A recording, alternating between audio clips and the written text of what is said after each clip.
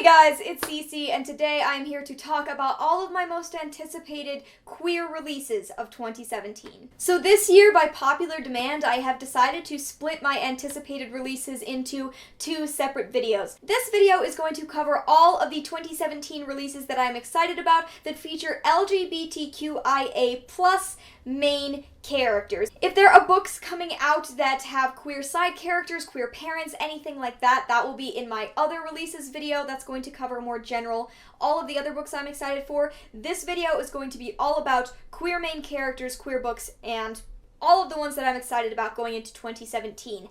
I have 19 of these to cover, which is a ridiculous number, so we just need to get started. The first book that I want to talk about is Get It Together, Delilah by Erin. This has actually already been released in Australia under the name The Flywheel, and now it is being released in America as Get It Together, Delilah, and it will be coming out on April 4th. This book basically sounds like an adorable cafe love story between two ladies, which makes me happy. It's about a girl named Delilah, and she sort of takes control over her family's cafe after her mother leaves her father for another man, and he sort of gets thrown into a lot of emotional turmoil. There's plenty of other drama besides that, but one of the main things that happens while she's working at this cafe is that she starts to fall for a dancer named Rosa who works across the way, and then one day she comes into the cafe and things can begin to happen. I cannot wait to read this one. I'm so excited that I have an arc, and I will be sure to let you know what I think of it. Next, we have Mask of Shadows by Lindsey. This does not yet have a cover, but I'm very excited to see what the cover's going to look like. And this book's current release date is September 5th. This book is about a gender-fluid protagonist who is a pickpocket, and they are auditioning to be a part of the Left Hand. The Left Hand is actually the Queen's quartet of assassins. Everything about this sounds great. Gender-fluid main character, pickpockets, a queen, assassins. It sounds great, and I cannot wait to see the cover and to find out more about this story. I am also excited for Girls Made of Snow and Glass by Bashardoust. This one also does not have a cover, and this one is also set to be released on September 5th with a pretty vague summary, but as it stands right now, I am very interested. This is supposed to be a feminist retelling of Snow White, centered on the relationship between Snow White and her stepmother. It is supposed to be very female-driven about these two characters, and it is supposed to be queer, although I don't know where that element comes in, but I'm psyched for it because I love retellings, and I especially love retellings that allow us to get more into female relationships, plus queer retellings. So, yeah. Girls Made of Snow and Glass sounds potentially fantastic. Next up, we've got How to Make a Wish by Ashley Herring Blake, which is set to come out on May 2nd. The plot follows a girl named Grace, and she has had to grow up very, very quickly because her mother is very scatterbrained and has not offered a lot in the way of being the adult in this family. So it is about Grace's relationship with her mother, but then a girl named Ava moves into town and immediately catches Grace's attention. They start to hit it off and have a relationship, but Ava also feels a lot of connection to Grace's mother because of a loss that Ava has recently dealt with. So it is about a lot of different types of female relationships, how they all work together, and this is a queer romance between two women that does not involve any coming out. It's also interracial, and all of this sounds super, super fantastic. Next up, we've got a book called Release by Patrick Ness, and this one comes out on May 4th. Clearly, Patrick Ness is one of my favorite authors, so I had to have his book on here. The description as it stands right now says that this is supposed to be inspired by Mrs. Dalloway and Judy Blume's Forever, which sounds interesting. This book all takes place over one day in the life of 17-year-old Alan Thorne and the various run-ins and difficulties that he has that day. There is a relationship that is crumbling, there is stuff happening at work, there's a confrontation with the main character's preacher father, because of course the main character is gay. Thus why it is on this list. Patrick Ness is an incredible author, and I can't wait to hear more about this. I'm very interested in the fact that this all takes place over one day, so very curious to see what the cover of this looks like eventually and to find out more about the story. Now onto a book called Perfect 10 by Elle Phillips, and this book is currently set to come out on June 6th. It's about a guy named Sam, and he has just broken up with the only other gay guy at his high school. He's feeling like there's no one else out there for him, and then his best friend comes to him. His best friend is an ex-Catholic turned Wiccan who decides that she is going to help him get a new man. So Sam, the main character, comes comes up with 10 traits that he thinks would make the perfect boyfriend, and him and his best friend cast a spell, and then all of a sudden 3 seemingly perfect guys show up, and Sam has a lot to deal with, plus the boyfriend he broke up with seems like maybe he's not out of the picture after all. This is supposed to be adorable, tropey. I mean, I've seen this trope done before, but I'm all for it, and I'm very curious to see if this book is as cute as it sounds at present. Next up, we have Our Own Private Universe by Robin Talley, which is coming up very soon. It is set to be released on January 31st. This book is about a girl named Aki Hunter. She is bisexual, but she's only dated men before, and the only person that she is out to is her best friend. But then on a 4-week youth group mission trip with her best friend to a small town in Mexico, she meets a girl. The girl's name is Krista. She is immediately enamored, and presumably romance ensues. Robin Talley always writes queer girls, and she is a queer woman herself, so this book still really excites me, plus the cover is gorgeous. The next book that I want to talk about is possibly the only middle grade on this list, and it is a book called The Pants Project by Clarke, and it is going to be released on March 7th. The main character of The Pants Project is a transgender boy named Liv. He is going to a new school, but unfortunately due to the dress code, he would be forced to wear a skirt at this new school, and so he begins something called The Pants Project. The Pants Project is going to be an attempt not only to change the dress code at school moving forward, but also a way for him to really make a statement about who he is. I am 100% here for all middle grade trans novels, like, give me all of them, and I am so excited because I actually also have an e-arc of this one that I can read, which I will hopefully be doing in the next couple of months, because this sounds fantastic. Next is a book called Meg and Linus by Hanna Nowinski, which is set to be released on April 18th. This book is about 2 best friends, Meg and Linus, who are connected by their love of school, coffee, and the fact that they are both queer.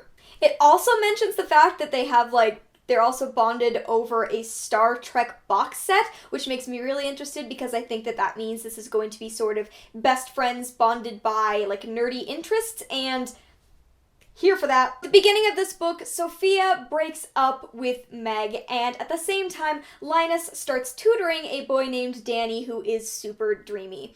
In an attempt to distract herself from her breakup, Meg decides to focus all of her efforts into being a matchmaker for Linus, and as this matchmaking goes forward, it becomes apparent that maybe Sophia wasn't as out of the picture as Meg originally thought. This sounds like it could be a really cute romance. I love stories about best friends, especially queer best friends. I'm very excited to read this book. And now on to It's Not Like It's a Secret by Misa Sagiura, which is set to come out on May 9th. The main character of this book is a girl named Sana Kiyahara, and she has a lot of secrets right now in her life. One of those is the fact that her dad is having an affair. Another one of those is that she very well might be queer. Then she moves with her family to California and she meets a girl named Jamie Ramirez. The two immediately hit it off and start to be interested in one another, but unfortunately neither of their friend groups approve of the other person, which leads to a lot of conflict. Plus, Sana is starting to feel like she can no longer ignore the fact that her father is having an affair. So this book is an interracial romance, YA contemporary that sounds really interesting. There has been some stuff said about this on Twitter, which I just want to make everyone know that I am aware of. However, I've also been following some of the response to that, and the person who was calling out this book was actually a sensitivity reader. I will try to leave more information linked below as to what that term means, but I have decided to withhold judgment on the representation in this book until I am able to read a final copy because the author is actively trying to make changes right now to improve it.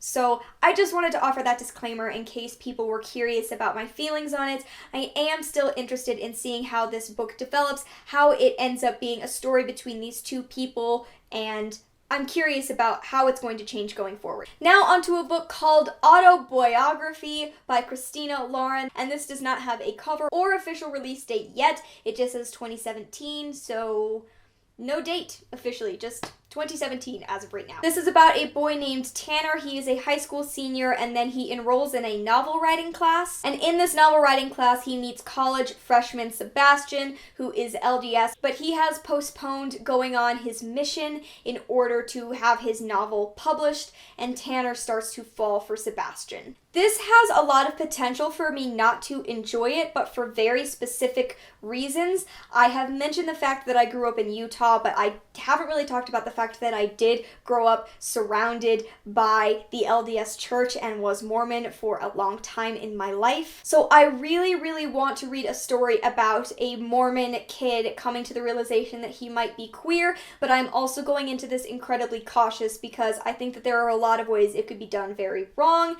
Excited, but cautious. That is my mantra about autobiography. Next book that I'm excited about is something called Queer, There, and Everywhere, 22 People Who Changed the World by Sarah Prager, and this book is going to come out on May 23rd. This is a non-fiction book. It is talking a lot about all of the LGBTQIA plus figures in history that either we may not know a lot about or that we might know a lot about but we didn't know they were queer. I am very interested in learning more about queer figures in history because they were there. That is just often erased. So I am thrilled that this history book is going to exist. It's a history book for teens, and I'm hoping it's really wonderful and informational, and I'm thrilled that it is going to exist. Now on to a book that probably needs no hype from me, and that is We Are Okay by Nina LaCour. This book is set to come out on February 14th, and I am just in love with this cover, first of all. Can I just say that? But this follows a girl named Marin, and she has moved from her family in California across the country to go to school in New York City. There is some sort of grief in her past, and there is some sort of big event that happened that she's been hiding from, and the story opens in an empty dorm that at the beginning of winter break, and her best friend Mabel is coming to visit her, which is going to force her to stop running for a time from all of the emotions she's been hiding from. This book is supposed to cover grief really in depth, and I've heard that it does that beautifully. Nina LaCour does have beautiful writing, and I'm excited to read a book by her that is not exclusively sort of romantic and one that can be a bit more focused on some heavier issues like grief. So I'm very excited to see how this one ends up being. I hope I love it. Now a book called Echo After Echo by Amy Rose Capetta, which is set to come out on September 15th. Clearly no cover for this one just yet, but it sounds potentially fantastic. It's about a girl named Zara who gets her dream role on Broadway, plus she gets the love of the beautiful female lighting designer. However, she suddenly finds herself surrounded by various murders on the set of this Broadway play, and everyone wants to blame it on the theater's curse, but Zara is aware there are plenty of people with a motive. Murder mystery, Broadway, queer ladies, everything I want. Yeah. That's about it. Next up, The Gallery of Unfinished Girls by Lauren Kars, which is supposed to come out on July 25th. This is a magical realism story. It's about a girl named Mercedes Morano, and she has been an artist, but she hasn't felt inspiration for a very long time. She thinks this could be for a variety of reasons. The first is that her abuela is in Puerto Rico and she is comatose after a stroke. She also has been having a hard time because she's in love with her best friend Victoria and doesn't know how to handle that. But then art starts appearing in random places, a piano on her front doorstep, and a mysterious new neighbor who introduces her to the estate. The estate is actually the Red Mangrove Estate, and when she is there, she gets to let go of everything. She is honest and she feels safe and she can create, but all of that leaves her behind every time that she leaves. And it becomes a choice of whether she is going to live in this fiction, this perfect world of art, or whether she is ready to re-enter and decide to stay in the messier world of reality. This is also an interracial romance. It has all of these magical realism elements, and I think it has a lot of potential to be a really, really fantastic book. Another book that I actually have an e-arc of and that I will be reading very soon is a book called Dreadnought by April Daniels, which is going to come out on January 24th. And actually, just so you know, the sequel to this book, Sovereign, is going to come out on July 25th, so you don't even have that long to wait between books. Dreadnought is Own Voices trans superhero fiction. It is about Danny, who is a trans girl but has been hiding that, and then the world-famous superhero Dreadnought dies in front of her. Danny inherits both Dreadnought's powers and also the body she has always wanted when she finally gets to look like a girl on the outside. This creates some problems because now there is really no hiding what her identity really is, and that creates some conflicts. But also, of course, a supervillain is attacking the city, and she really needs to get on that as the new Dreadnought. Trans own voices superheroes. I am so excited. And I cannot wait to read this very, very soon. Plus, it's coming out soon, so you guys can get your hands on it soon. Soon, soon, soon, soon, soon, soon? In the top 3, the next book that I want to talk about is 27 Hours by Christina Wright, and this book is going to come out on October 3rd, though I want it now. For an unspecific summary of this book, it is supposed to be queer Firefly, basically, and that's all I needed. It is about a variety of characters, all with their different motivations. Some of them want revenge, some of them want peace or acceptance or understanding, and it all takes place on this moon called Sahara on which they live. It is a space adventure on a spaceship eventually, and all of them getting to know one another. There is on the page trans rep, bisexual rep, and asexual rep, as well as a discussion of pansexuality and other sexualities. There is a main character who is deaf, as well as main characters who are people of color. How do I not already have this book right now? Coming in my number 2 spot, we've got Not Your Villain by C.B. Lee. This does not have a cover yet, and it also does not have an official release date, although I have already been promised an arc by the publishing company, which was very, very nice of them because I'm dying to read Not Your Villain. Not Your Villain is actually the sequel to Not Your Sidekick by C.B. Lee, which I talk about plenty, I think. It takes place in a future world where a large percentage of the population has developed superpowers. The first book was about a girl named Jessica Tran, and this book, Not Your Villain, will be about one of her best friends, Bells. Bells is trans, and Bells was one of the best depictions I have seen in young adult ever of a trans character. It was absolutely incredibly well done, which is why I am so thrilled he is getting his own book. His own book specifically that features superhero adventures and romance, of course. We get multiple trans superhero books this year. I just can't even stand it. And the final book that is on my most anticipated queer releases of 2017 list is The Gentleman's Guide to Vice and Virtue by Mackenzie Lee. This book is set to come out on June 20th, but I would willingly give up multiple toes to get it now. This was originally pitched to me as the 1700s gay romantic road trip that I've always wanted. And you know what? I'd never heard it phrased that way before, but I think I have always wanted this. This book is about a guy named Monty. He isn't really who his family expects him to be, and then he gets to go on a grand tour, which is a year long, and he gets to do what he wants, but when he returns, he will be forced to take over his family's estate. Plus, he is also nursing a very serious crush on his traveling companion, Percy. While on this grand tour, they happen upon a magical artifact that leads to a manhunt involving pirates, highwaymen, and romance. It leads them from Paris to Venice, and presumably into my heart. I cannot wait to read this book. This is easily my most anticipated release of this year, and I am actively dying to get my hands on it. Okay guys, there you go. I hope that you have found lots of new queer releases that you can add to your TBR. If you can, please go and pre-order a couple of these to show companies that we actively want more queer books. Pre-orders are a big deal. I'm going to be pre-ordering a few of these myself. Please let me know if there are any queer releases that you are excited about that I didn't mention. There are a few that I'm excited about that I still didn't mention. I will leave the link to my anticipated releases shelf on Goodreads down below, and look for my anticipated releases that are just general anticipated releases. In about a week, I will be talking about more books then. I hope you enjoyed watching. I've been talking very fast. I hope you found new books, and I will see you in another video very soon. Bye!